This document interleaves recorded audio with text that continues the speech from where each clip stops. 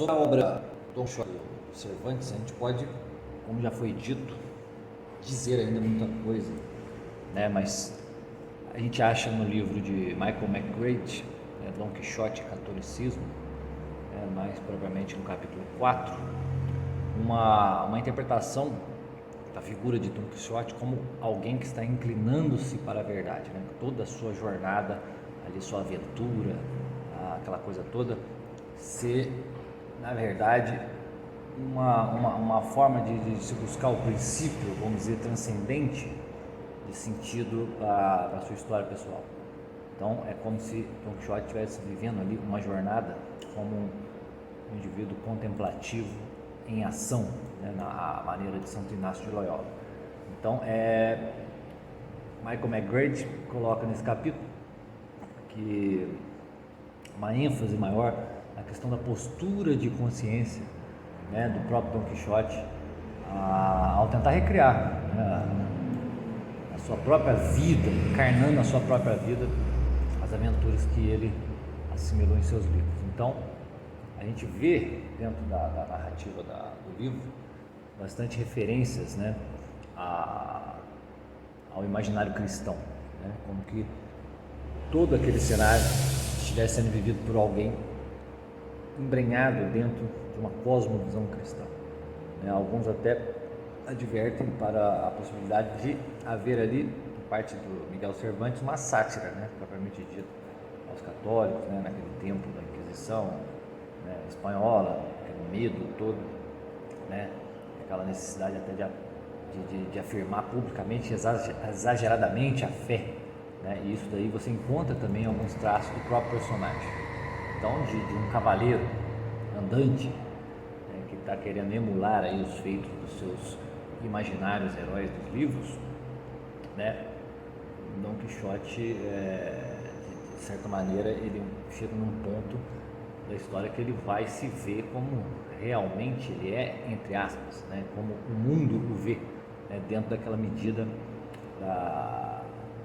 do seu enquadramento social, né, podemos delimitar assim. Então, como vamos dizer, a posição que ele ocupa naquela sociedade, né, de um sujeito rural ali, meio que desiludido. Então isso daí faz parte de um componente psicológico da sua viagem, né, espiritual, né, de certa maneira, né, uma busca de encontrar ali um sentido real para a sua vida dentro desse campo psicológico, onde as forças, vamos dizer, sociais, as forças empíricas, cada vez mais vão o atraindo, né, de uma forma cada vez mais densa para essa estrutura de base, estrutura empírica, e não permitindo, né, fazendo esforço contra essa ascensão, né, mais interior espiritual. Então há ali, no próprio personagem Don Quixote, a gente encontra no livro um certo desejo de louvar, né, né, aparentemente um sentido de honra, né, louvar o objeto de busca, louvar certos valores de honradez, certo? Mas que no fundo é o desejo de louvar a Deus. Então,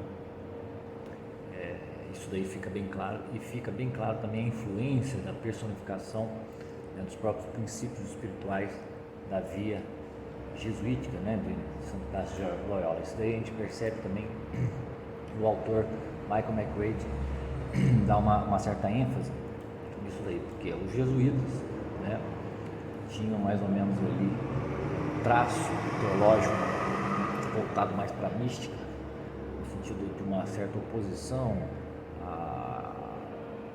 àquela via mais especulativa, né, da teologia até, vamos dizer, escolástica, certo? Então, é como se a fé fosse um ato de experiência de vida mesmo, né, e não só um ato especulativo da razão. Então,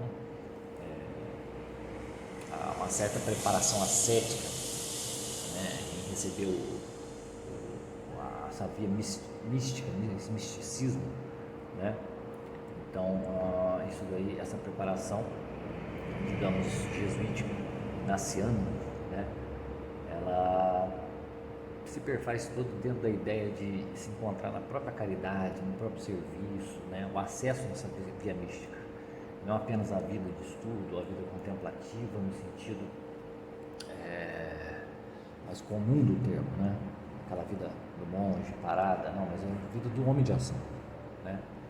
E aí que a gente vai encontrar os paralelos entre a suposta vida literária de Dom Quixote como um personagem em que busca a contemplação na sua ação, certo? Então isso daí envolve, obviamente, uma visão meio que encarnacional, né, do mundo, né? A maneira dos jesuítas mesmo, né, de imitação do próprio Cristo, né? Então tem-se aí uma espécie de visão da vida que dá uma ênfase maior à própria autonegação ou à abnegação da sua própria vontade. Então aí vamos dizer, é o ponto crucial do sentido ascético da vida, né? A abnegação. Então, não olhar muito para si mesmo. Então, isso daí coaduna também com um certo protótipo do cavaleiro, né? Da ideia, da imagem do cavaleiro, né? Que em vista do seu posto ali, né? Do seu nobre posto de cavaleiro, ele meio que se despoja de todas as conveniências aí da vida humana em vista desse serviço, o serviço real, né? O serviço à linhagem real. E nesse sentido, Dom Quixote também é um asceta. Então, Dom Quixote pode ser visto como um asceta porque ele abandona, vamos dizer, as comodidades da vida, as comodidades ali da sua vida rural, da sua vida pacata, em busca desse serviço a esta nobreza, vamos dizer, essa nobreza de espírito antes de tudo. Então isso constitui a base do ascetismo, né, na figura do Dom Quixote. Então ele vai relegar o dinheiro, em vista desses ideais cavalheirescos que ele absorve da leitura dos livros. Então a sua decisão, por exemplo, em ser determinado ponto do romance, e não se casar lá com uma certa princesa, né, é vista por diversos autores como um símbolo aí que Cervantes usou da recusa, vamos dizer, de Dom Quixote ao próprio mundo moderno, né? As mudanças que começavam, né, a ser empreendidas naquele período, pelo menos onde a obra foi composta, né? Então essa certa resistência a se abandonar certos valores de honra, né, que já estavam começando a ruir já naquele período, né, levou o Dom Quixote, obviamente, a recuar um certo passado nostálgico, né? Isso daí se prefigura basicamente no culto que ele tinha, né, na devoção extrema que ele tinha à sua donzela amada Dulcinea. Então, diversos intérpretes da obra enxergam a Dulcinea de diversas formas, né, inclusive de formas negativas, né, como se ela representasse uma certa idolatria por parte de Dom Quixote, né?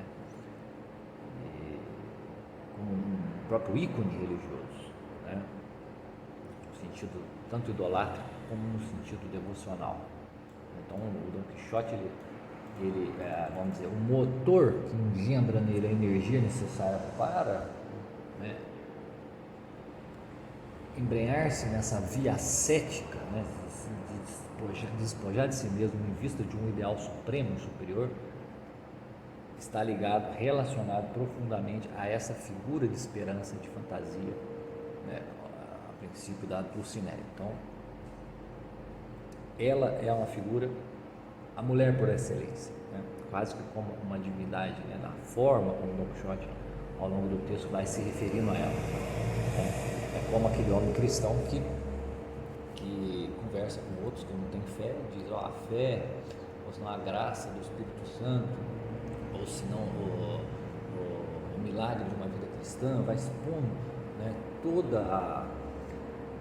vamos dizer, todo o sabor, todo o aroma de uma vida cristã para alguém que não é cristão. A pessoa fala, esse cara aí, onde está a Dulcinea, né? Coisa que aconteceu na história do Don Quixote. Todo mundo se questionava, quem é Dulcinea? Mostra para mim aí alguma, né, mostra alguma coisa palpável para eu conhecer essa donzela, né?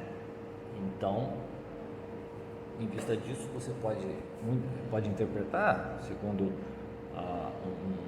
uma leitura mais cristã, né, dessa figura de Dulcinea, quem ela representa, mas também você pode enxergar ali, como o autor diz, né, alguns intérpretes da obra relacionam a figura de Dulcinea como vamos dizer, um narcisismo, um paganismo narcisista da parte do personagem, né? Mas ela é, sobretudo, acima de tudo, um componente, um personagem importante aí na jornada espiritual do cavaleiro, ou seja, do Don Quixote.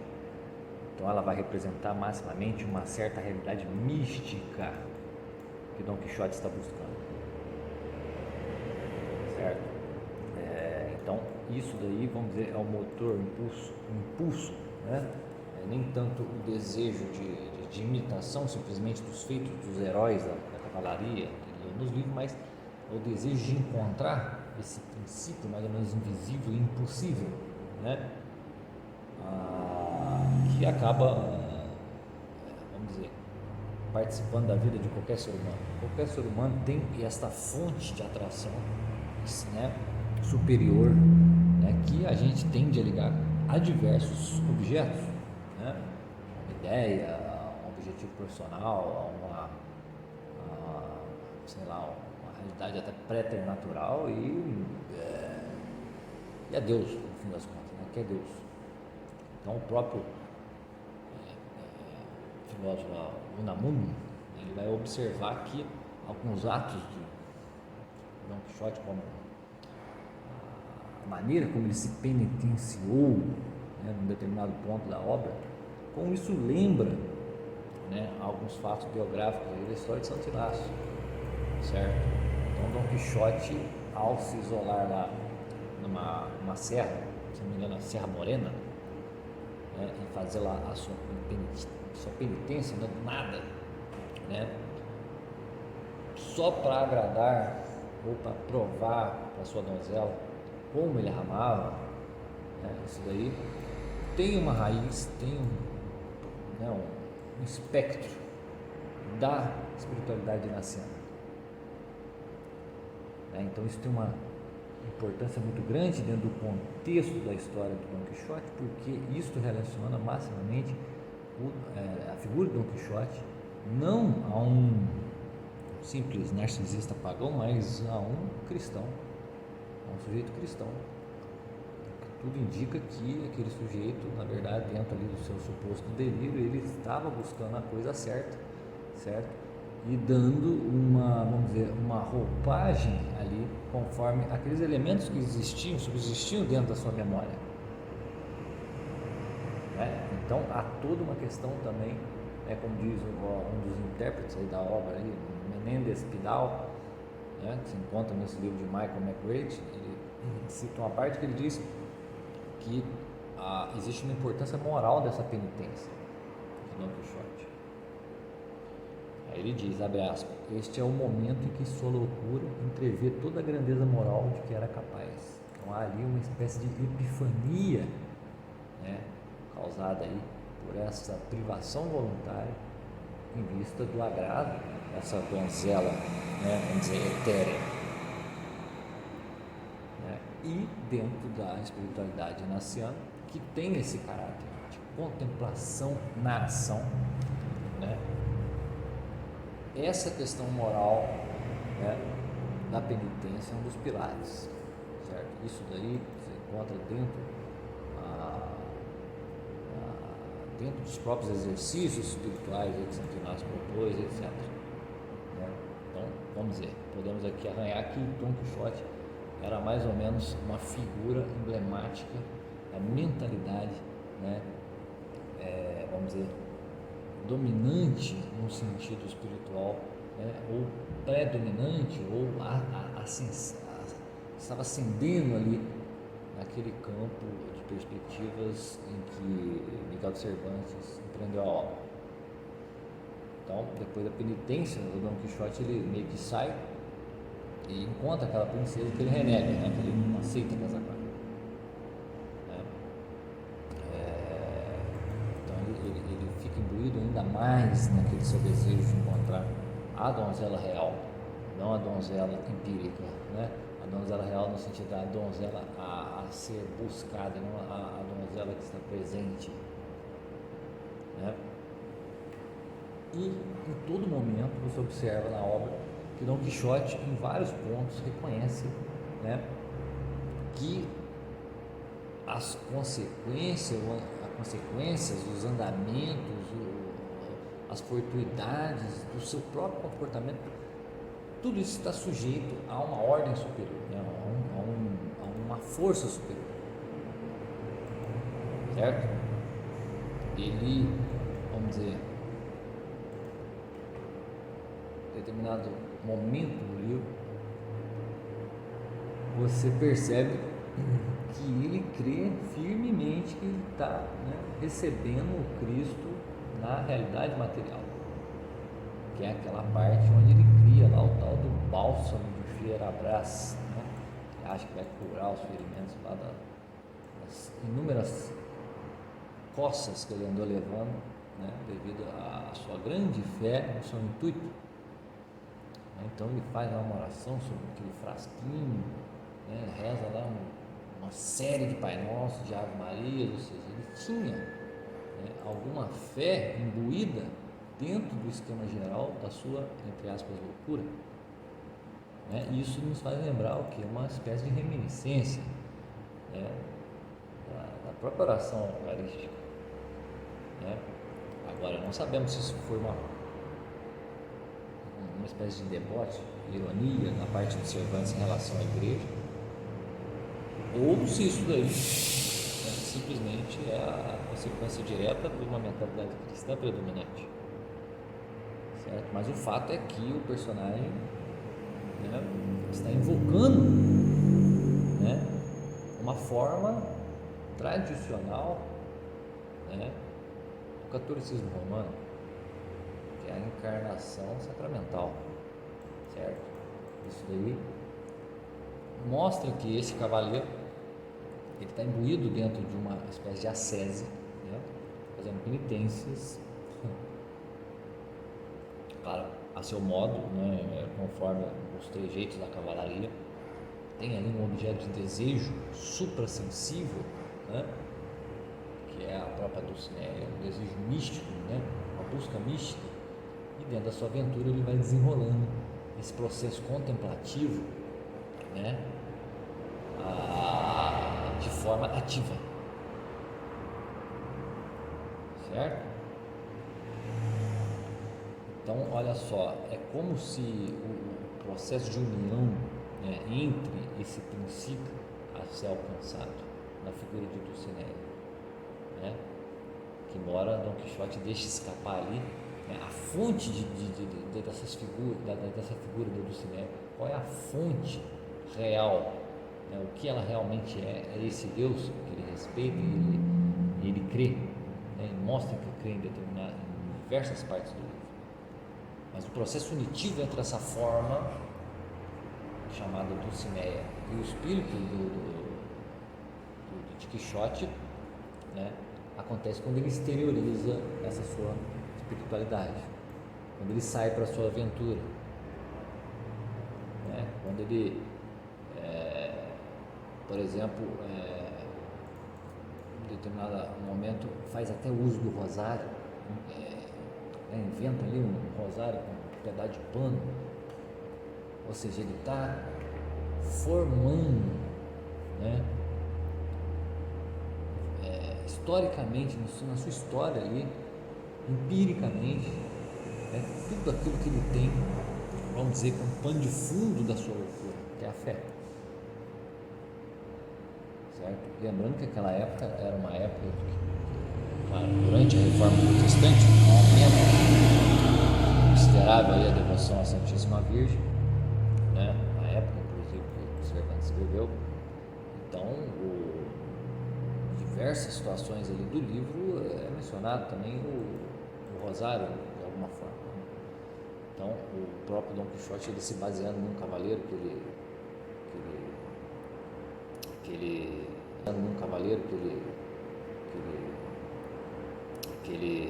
estimava muito, ele, né, os cavaleiros costumavam rezar o terço, ele também se sente inclinado a rezá-lo, né, e vai ali improvisadamente criar um terço, né, para poder rezar. Isso daí a gente encontra no livro também. Então, naquele período, por exemplo, a população mesmo espanhola, né, qual se passa ali a história de Dom Quixote, ela já não era tão ortodoxa em relação ao catolicismo, né, que basicamente enfatiza, né, o poder, a realidade material, o poder da realidade material, as próprias imagens, dos ícones, né, e isso acabou também incluindo certas crenças locais que muitas vezes também beiravam as raias da superstição. Então, a própria oração do terço foi interpretada, em alguns casos, né, tendo como raiz isso, mais ou menos essa perda, né, do rigor católico, né? Tanto é que criou-se também uma certa segunda natureza da pessoa, né, de querer mostrar meio que artificialmente a sua fé, por conta, né, talvez dos objetos, etc, por conta da Inquisição Espanhola. Porém, essa parte em que o Dom Quixote começa a rezar o rosário é uma das formas também de mostrar que ele é um desses contempladores em ação, certo? Mesmo que ele tenha ali querido imitar os próprios cavaleiros dos livros, né, nesta devoção específica, ele pode também, né, ter rezado esse rosário dentro do contexto da história do livro, né, por outras razões, né, razões inclusive de fé, ou especialmente de fé. Realmente Dom Quixote tinha uma fé, porque ele reza esse rosário na medida em que ele tenta encarnar nele próprio a figura do Amadis, né, que é o tal do cavaleiro que rezou o rosário durante uma certa penitência, né? Então, como é que se diz?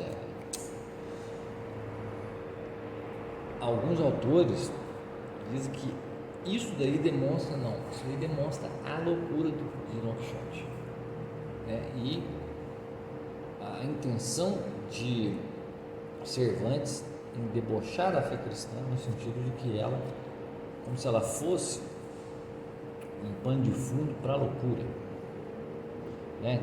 No caso, o gatilho da loucura de Dom Quixote foram os livros, mas o pano deveria existir um pano de fundo, um substrato pelo qual esse gatilho pudesse ser acionado.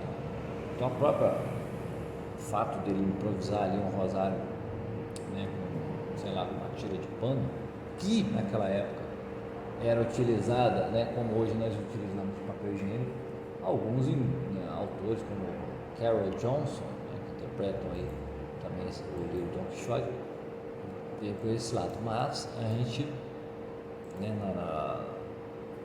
o teor geral da história de Dom Quixote e a relação dele com a fé e com a contemplação espiritual, né, a vida mística, vamos dizer, Dom Quixote, parece até uma coisa suspeita, esse tipo de interpretação. Então, pode ser visto dessa forma, mas se você pegar no conjunto, o contexto geral da história nos indica outra coisa, né? Que no contexto geral da sua jornada, né, como um contemplativo em ação, né, aquilo ali é mais um dos pontos de, vamos dizer, descarga, né, do elemento real que movia o personagem até o seu, vamos dizer, objetivo, né, o seu objetivo transcendente, que era a busca espiritual. Então, o que a gente quer dizer com isso? Que a figura de Dom Quixote, na verdade, representa, né, intencionalmente ou não, da parte do autor, Miguel de Cervantes, representa um certo tipo de espiritualidade certo? Que sintetiza duas formas de se encarar a vida espiritual, que é a forma ascética e a forma mística, né? Como Marta e Maria lá no Evangelho. Então esse ponto aí, né, o Dom Quixote pode nos representar o ponto de interseção entre essas duas formas de vida que não podem ser separadas uma da outra, né? Elas não são contrastantes absolutamente, mas elas são complementares, né? Então isso daí mostra que o ponto de interseção é esse personagem louco, né? Como se você tivesse que ser bastante doido como Dom Quixote, né? Em seus sonhos mais loucos, como uma alma que anseia, que espera, que busca. Você teria que ter uma atitude desse tipo para conseguir coadunar essas duas vidas. Porque geralmente nos é colocado a possibilidade mística como um sujeito que abandonou todos os afazeres do mundo, né? Você tem que se tornar um monge, viver 24 horas por dia rezando e sem produzir nada. E em contrapartida, a vida ascética não, você tem que só fazer ali as obras, trabalhar, se esforçar, se abnegar, né? Essa parte da contemplação, isso daí fica a critério de uma ou outra vocação, mas existe uma interseção entre essas duas coisas, e a interseção é a figura que vamos dizer, maximamente do cenário social e psicológico.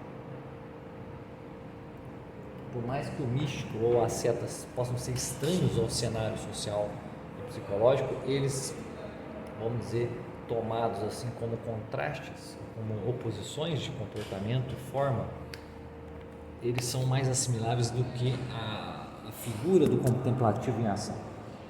Então a visão de mundo encarnada nesse sentido, né, vai favorecer a uma certa sensibilidade espiritual que vai ser muito difícil de ser compreendida por aqueles que estão ao nosso redor. Não que a do místico, a da asceta também não vão gerar essa contradição, vamos dizer, com os demais. Mas parece que na história do Dom Quixote fica bem claro que a coadunação desses dois polos gera ainda mais estranheza, né? Que é algo que a gente podia chamar, né, como o Erasmo lá de Roterdã, o próprio Cervantes, de uma espiritualidade diária,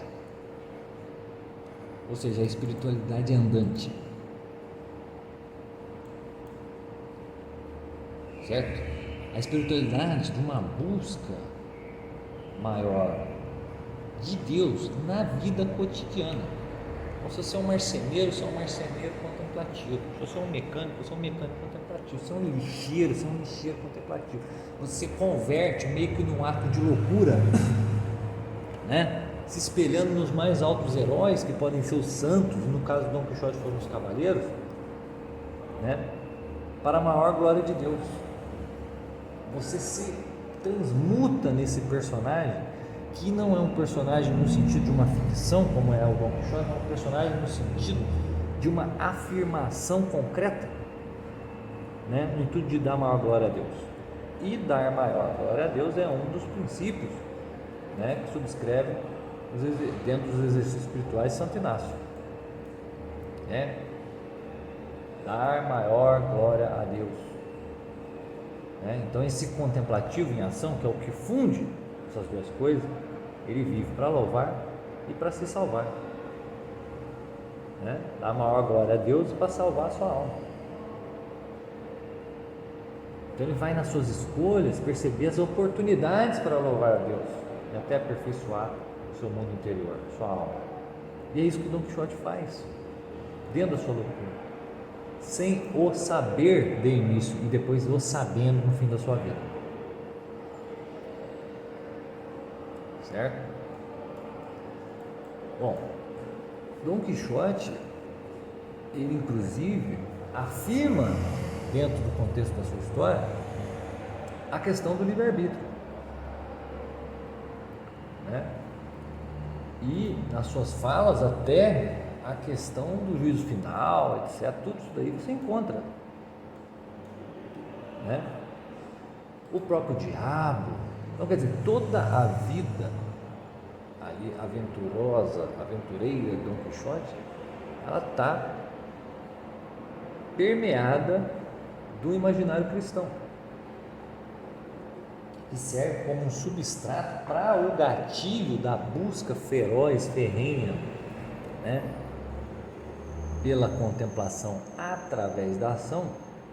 O gatilho foi através, né, da enxurrada de histórias de honra e coragem da cavalaria que ele leu.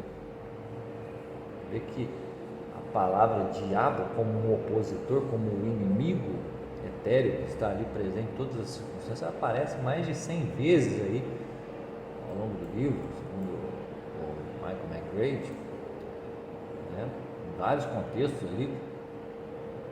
Negócio tem um momento lá com os gatos atacam o Don Quixote como se estivessem possuídos pelo demônio, e ele interpreta dessa forma, né? E o diabo não só como uma alegoria de qualquer mal existente, mas como a fonte, né? Ou seja, uma entidade além da natureza humana, né? Que constitui o mal, né? Vamos dizer, em porções menores aqui na Terra. Cada episódio aí de Dom Quixote, cada desventura dele, né, testa uma certa determinação dessa fé,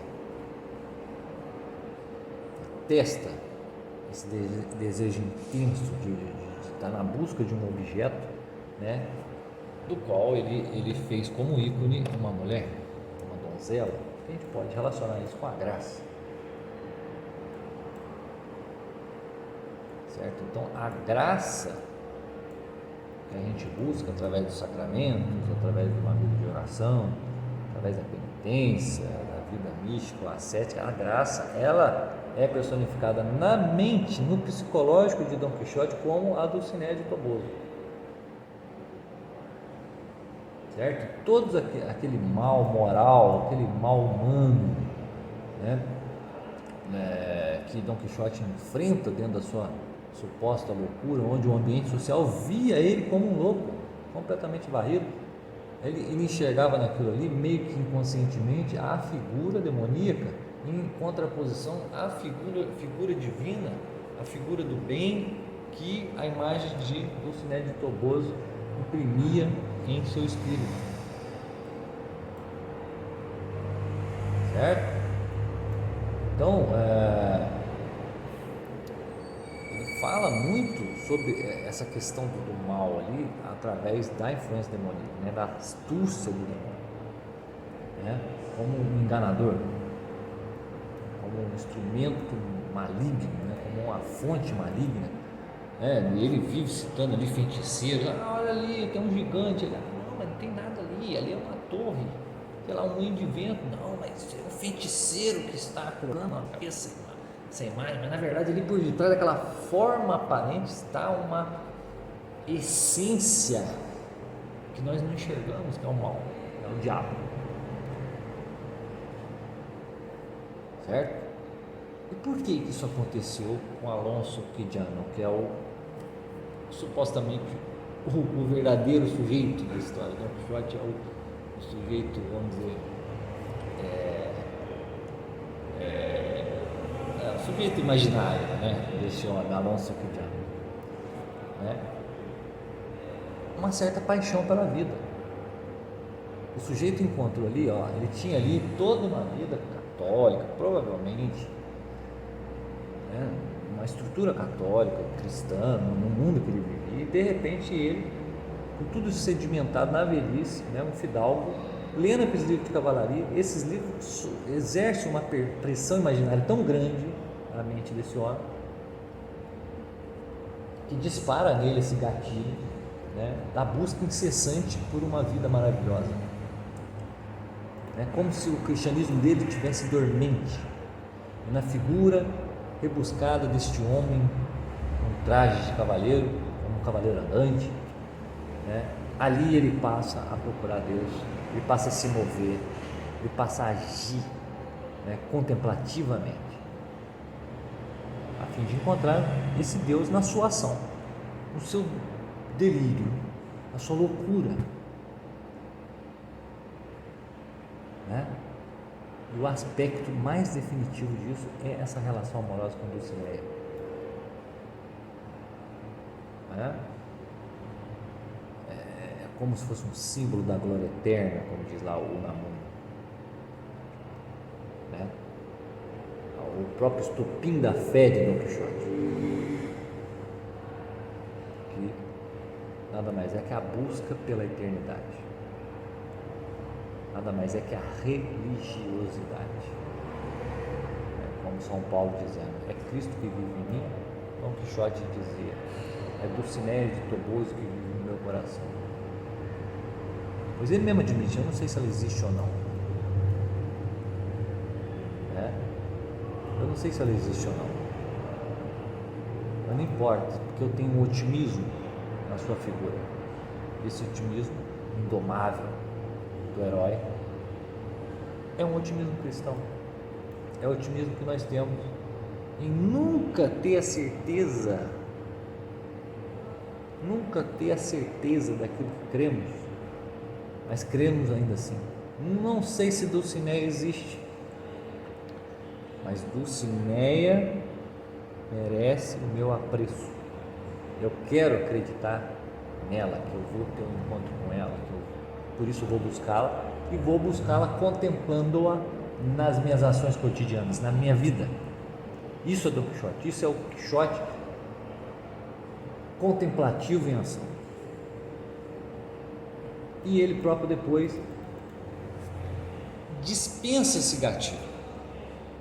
Ele entra num grau de lucidez tão grande, ao contrário do que todos pensam, que ele próprio renega os livros que leu, certo? Como se fosse um traje necessário e temporário para ele aprofundar-se na sua aproximação, na relação com Deus, que não eram possíveis antes dele se tornar esse personagem. Então, antes dele se tornar Dom Quixote, ele era Alejandro Quijano, um homem provavelmente cristão, um homem da época, onde todas as potências de fé estavam meio que adormecidas no seu interior, mas era um homem que queria amar a Deus apaixonadamente.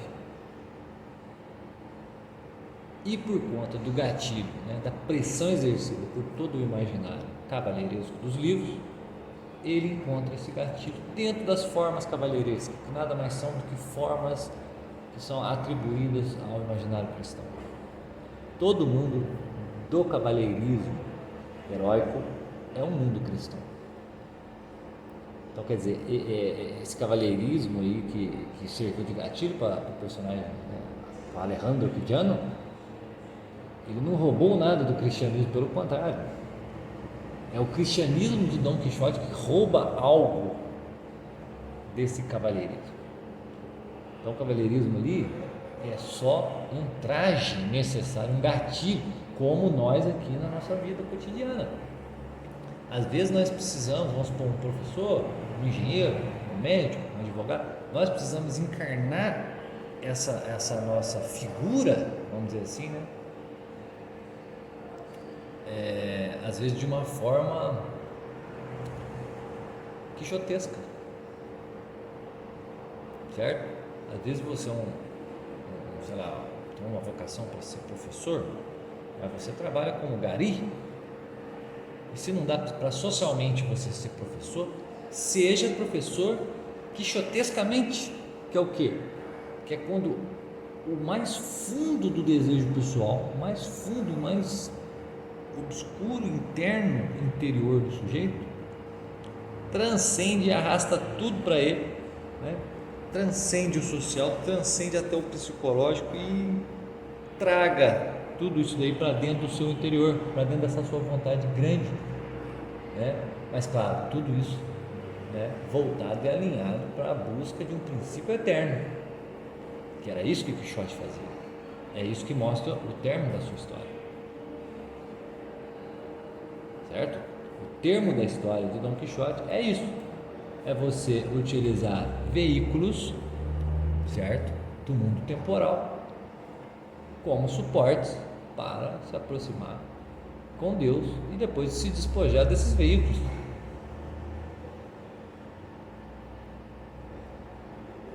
Então, a busca de Dom Quixote por imitar o seu cavaleiro lá dos livros, lutando contra moinhos de vento, viagens mágicas em cavalo de madeira, tem funções acidentais para proporcionar a ele a oportunidade de se aproximar de Deus, certo? E é isso que é a grande figura de Dom Quixote. Para mim, a loucura de Dom Quixote é mais sã do que a maior das sanidades encontradas aqui na Terra, na vida concreta e histórica. Este sim é um homem que espelha, né, uma forma, né, possível a todos nós. Esse é o poder da literatura. Então é quando a literatura se confunde com a história e nos mostra que tudo é uma questão de você exercer deliberadamente, dinamicamente, um fascínio sobre o acontecer, um fascínio sobre o tempo, utilizar os elementos temporais, como o Don Quixote utilizou da armadura, da lança, do escudo, de um companheiro ali, Sancho Panza, do cavalo de madeira, da luta contra os moinhos de vento. Para quê? Para acender a fé, certo? Então é essa coadunação entre a vida ascética e a vida mística, a vida contemplativa e a vida prática. É isso daí que, vamos dizer, necessita de um gatilho. E o gatilho do Quixote foi o imaginário cavalheiresco. E o nosso? Cabe a cada um procurar, né, o gatilho que lhe for mais apropriado, mesmo que você tenha que pagar as penas de ser tido socialmente como um louco ou psicologicamente como um delirante, certo? Isso se você estiver no fundo, né, buscando a verdadeira Dulcinea de Toboso, que é a graça de Deus e a vida eterna, ok? Então é isso, um abraço a todos e valeu.